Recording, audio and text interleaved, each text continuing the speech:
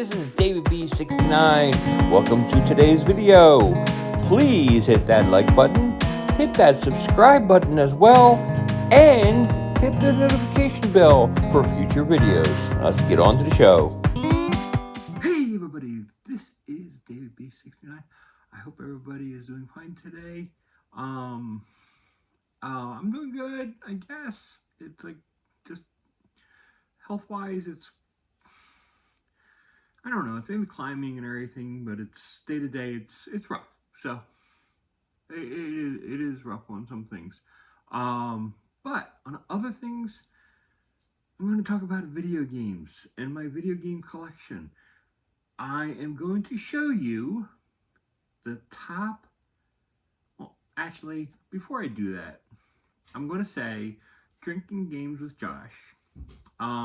Basically, he saw another channel. They did a video with the top 10 NES games, which is great. I mean, I'm like really pumped up about it. And then I saw somebody else and stuff. They actually were doing it as well with the top 10 NES games on price. This is just on price value. This is from price charting, and it was like the top 10 NES games.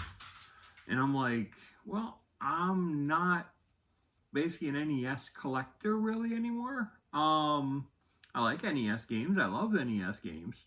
I'm just not a collector of NES games. It's just not my forte. So what I figured is I would take the three main branches in my life, which is Sega, which will be today. Then we have Sony, and then we have Nintendo. Basically branch them out and only have retro games. What I mean by retro games, I'm talking, it's like newest for Sega for today will be Dreamcast. There'll be nothing further than that. For Sony, the furthest we will go, it will be PlayStation 3.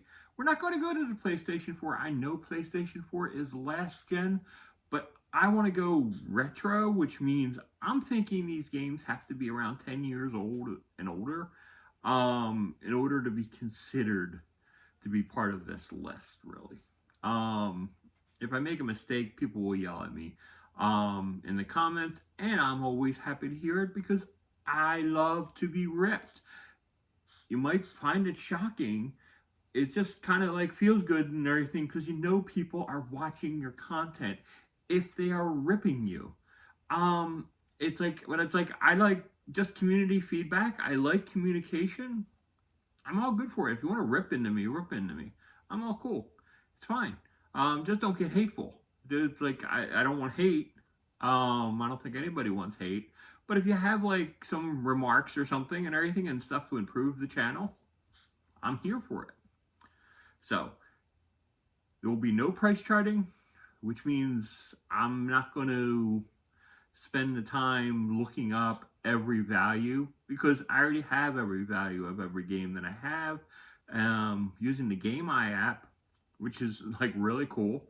It basically shows exactly what's on price charting at this second. So you know the value of your game. So it's easy to just put them in a certain order and just basically just grab it and pull it. So it's nice and simple.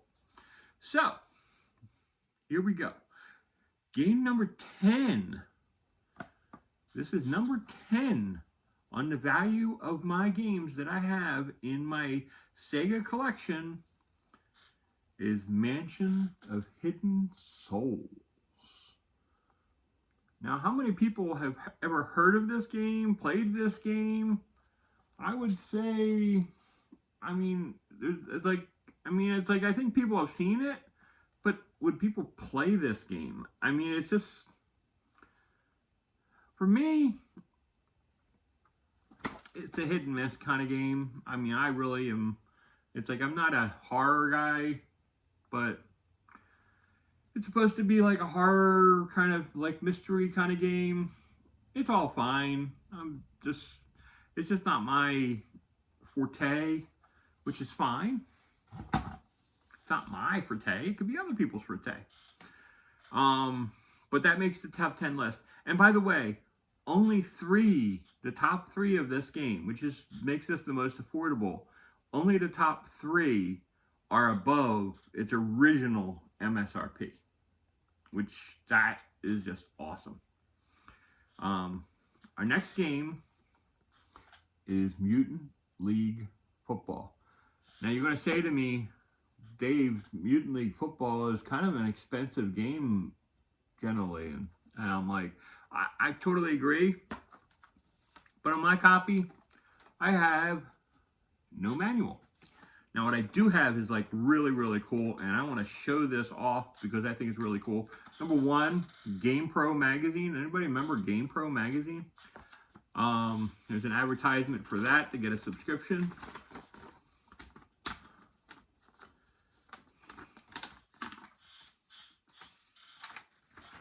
But this is like really, really cool. It had the Mutant League Football thing, and on the bottom right-hand corner, or left-hand corner, you could see Mutant League Hockey coming spring '94. Sadly, it never came. Not really sure exactly why it didn't happen, but I think Mutant League Hockey would have been like really, really cool. I say, come on, EA. You advertised saying it was going to come, and I mean, it's 20 years late. I mean, it's 2024. What's taking so long for that game? That's okay. I digress. Next one, and these are games, a lot of these games I really don't see too often on the shelf. And if they do, it's just because people are looking at them strange, saying, well, I'm not spending that much for this game.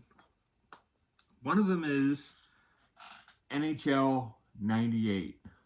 Yeah, NHL 98 was the last hockey game released on the Genesis. And yeah, it's like probably like one of the best ones that they made. But unfortunately, it was so late in its life cycle that it didn't perform extremely well, especially with you have the Saturn version out there, you have the PS1 version out there. There's just better versions of the same game that are out there in market. It's kind of hard for people to say, oh, I'm going to just keep on buying the hockey game for the Genesis. Which is, it's all well and good. It's fine. But yeah, that's really cool. And that was number 8 on the list. Number 7 is Bug. Yeah, Bug. It's a really cool little platformer game. I don't know if you've ever played this game, but it is actually a load of fun. Yeah, I mean, it's a nice 3D adventure, and it's like the character models and stuff. So it's like really cool. I really like it. So I recommend Bug. It's like I said, it's a fun game. And I have this in a nice plastic container and everything because the you know, the Saturn games, they weren't the greatest in terms of cases back in the day. The next game is a Dreamcast game, and this is number 6 in the list, and it is Crazy Taxi 2. The Crazy Taxi games were the reason that I bought a Dreamcast. I didn't buy the Dreamcast for other reasons. I bought it for Crazy Taxi. I love these games. Crazy Taxi and Crazy Taxi 2 are far beyond than everything, like the funnest things that I've ever played. It's like bringing the arcade home, which was like a big seller for me. Problem being is EA really didn't come to the Dreamcast, and when they didn't come to the Dreamcast, I'm like, yeah, it's like I'm basically just putting all my money in PlayStation 2 then. If you're not going to soak your money into Dreamcast, then I was like done. I mean, I like the Sega versions of the football and baseball and hockey and such and basketball, but it just wasn't as good as EA.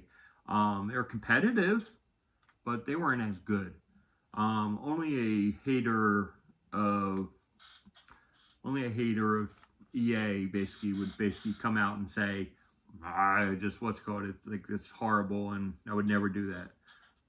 So number 5 on my list is actually kind of a shocking one. It kind of like threw me off and stuff, just knowing that this game was up there in the top 10 list of values.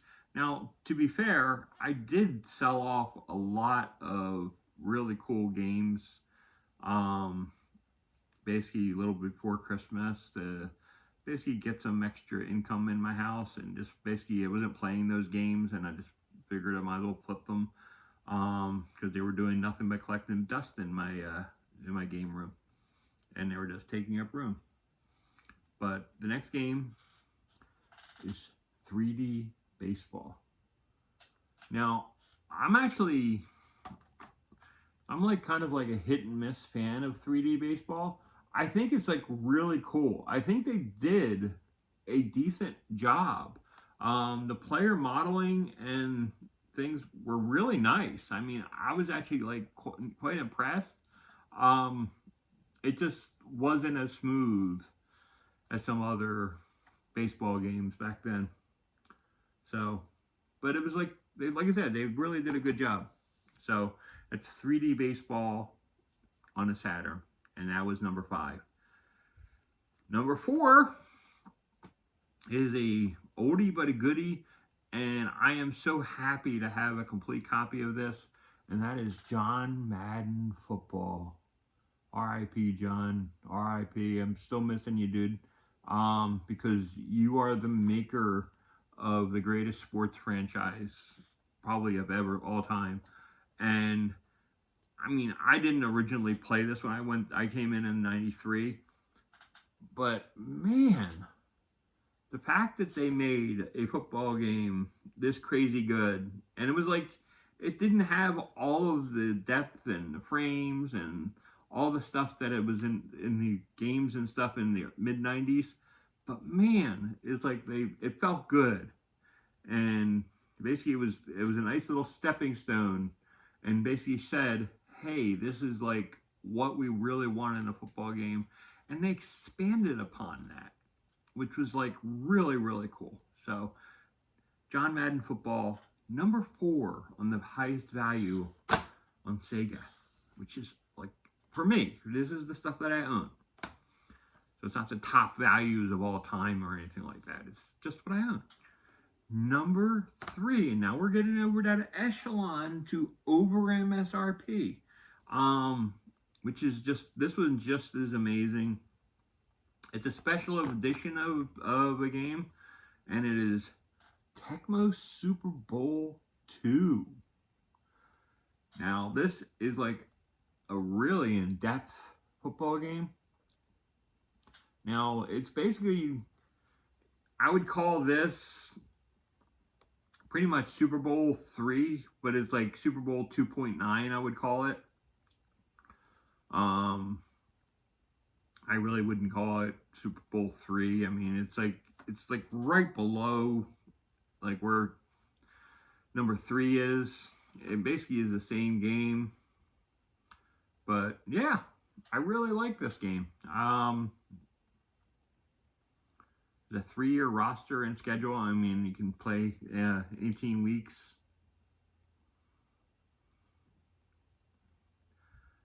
Once they say 18 weeks, I think they had 2 bye weeks on the schedule back then, and that's why it was 18 weeks. It really isn't an 18-week schedule if you don't play 18 weeks of games. That's my feeling.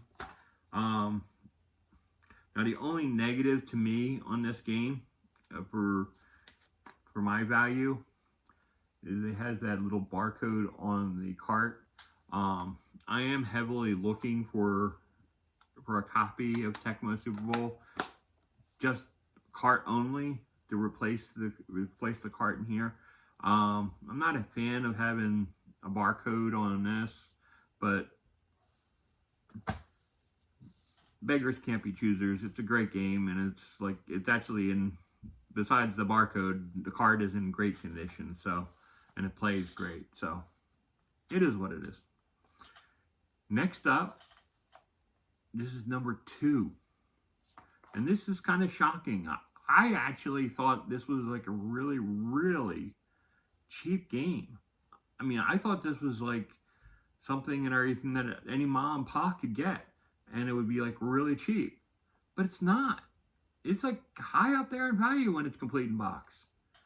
I mean, I'm just saying, this is basically the versions I have, and this is what its value is, because it's complete in box, and it is Tommy Lasorda Baseball, the Sega Classic Edition. I don't know what about the Sega Classic Edition made this game so valuable. I can tell you that it's in great condition. I'm like super happy having this game, and it's like one of my favorite baseball games for the early component of Sega Baseball. They did a phenomenal job with this, and they just poured in and made it fun.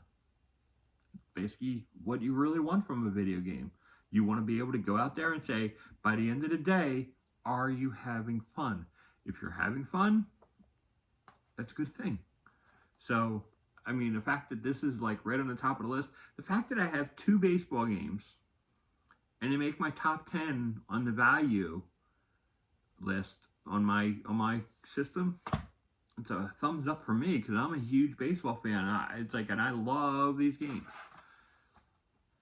Now, this last one, and it's number 1 on my Sega price charting list and everything of games that I own, was the biggest shock of all shocks.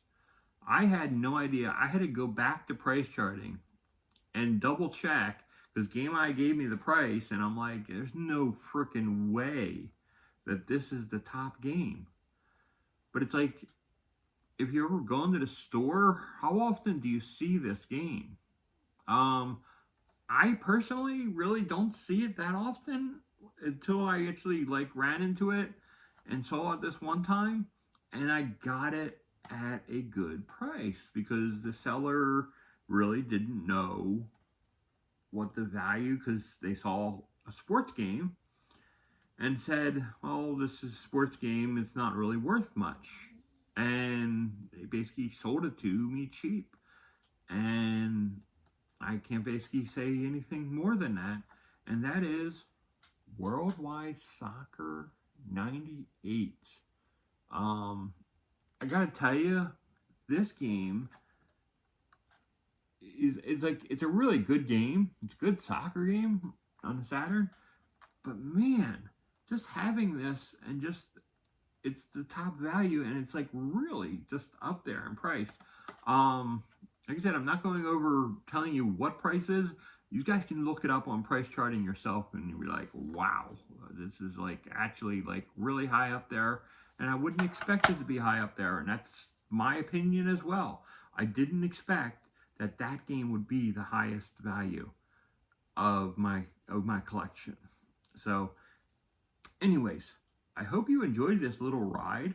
I hope you're going to continue on this journey with me as I go to Sony and then Nintendo and go over my top games in my collection.